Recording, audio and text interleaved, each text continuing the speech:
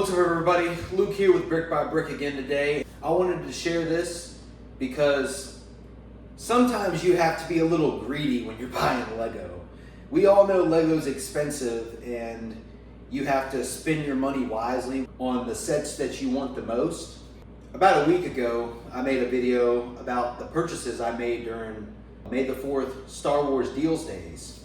And I told you that I purchased 2 Dark Falcons from Walmart because they were $30 off. They were $180. For the deal days, they dropped it down to $150. So I went and bought 2. One I'll eventually build, and then the second one I want to keep it as an investment and see how much it goes up in value because of the exclusive minifigures that are with it. And so I got to give it to Gil Chow, a person who commented on my YouTube video of what I purchased during that day. And he said, you ought to take your receipts and sets back and get a refund of that $14. Because the next day, after I had bought those, they went down in price again, I think like $7. It went from $150 to $143 or something like that. I could basically save more money on it. So after I saw that comment, I commented back, oh yeah, that sounds like a good idea. And I thought, let me go do that. Because he said, if you think about it, $15, that's another small set. And the one Dark Falcon, it also had a little crease on the top of the box that kind of is like a little aesthetic-wise, not visually aesthetic-wise, that somebody would want to buy it later. So I said, well, since I'm going to go back and get some money back, how about I just exchange that one for one that doesn't have that crease? So after I saw that comment, I actually got on my phone, called Walmart and asked if I could do it. And they said, yeah, just come in, bring the sets with you, bring the receipt. I got the sets. I took them in my tote that I keep them in so they don't get bumped around and beat up. Went up to Walmart. First I went down the one aisle. I actually was walking through the store with a cart with my tote. Nobody knew I had sets in there or anything, but I was walking down the aisle with my cart and I got somebody to unlock the case for me so I could get that other Dark Falcon. And then also I said, okay, since I'm getting about $13, $14 back, it just depends on how much the taxes are, but it's like $13 or $14 I'll get back. So I also got him to get me out of the case this set. The Marvel logo. I had been wanting this set, and as of today, of me filming this video, it was on sale for 20% off. It's usually $100. It was on sale for $80. So I went in there, I exchanged my bad Dark Falcon box. I got my money back for it going down a little bit more, and then I used that store credit they gave me back, which was like $13 or $14, and I used it to buy this. Not only did I get a perfect box now of the Dark Falcon, but I also got this set for 20% off, plus the $13 or $14 I got back for doing that exchange for the Dark Falcons.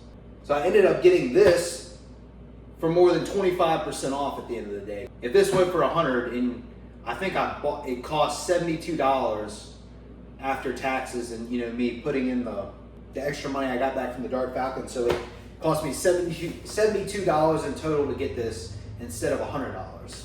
I see that as a deal. I could have just got a small little Star Wars set that had a few minifigures in it or something like that, but I said, this is supposed to retire by the end of this year. I want this set anyway, and since I'm going to get it for 25% off, might as well get it today. And I'm glad I did that and glad I saw that comment from that person who commented. At the end of the day, we all need to budget on Lego. We can't buy all the sets we want, so we have to go in with a strategic plan. See what's on sale, see what's coming up to be on sale, when Lego's doing double insiders points, when it's going to be 20% off on a set. You got to take all that into effect because you want to get the best deal that you can, especially if it's supposed to retire at the end of the year. Because after it retires, it goes up in value, just like any other set has, usually. especially if it's like cool sets like this. And you know, I love Lego Marvel, I love Lego Star Wars, DC, any type of superheroes or, you know, war themes I like. I'm glad I picked this up. I'm glad I returned that Dark Falcon that had the crease in the box, and I got one that a buyer won't question if, you know, it was opened or not. So just take those thoughts into account and spend your money wisely, build your collection wisely, because at the end of the day, we only have but so much money that we can spend on Lego, because we have to pay for our basic necessities and provide for our families, as well as we only have so much space that we can display it in our house, unless you buy some other studio or something like that.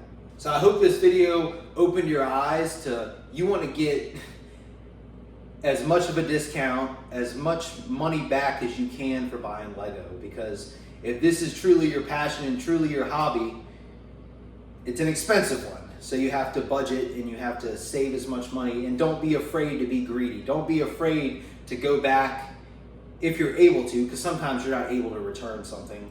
But don't be afraid to go back and see if you can get a certain amount of money back, or if you can get a better deal on something. Because at the end of the day, you'll be able to buy more with that money you get back, like I did today. So keep building your life brick by brick. Keep building your collection brick by brick, or building your collection set by set. And like I said, invest in sets that you like and that you want, and especially ones that are closer to retirement, because you don't want to be paying more for them after they're retired. I hope you enjoyed this video, and thank you. Stay tuned for more information. Like and subscribe if you'd like to. With that, have a good day.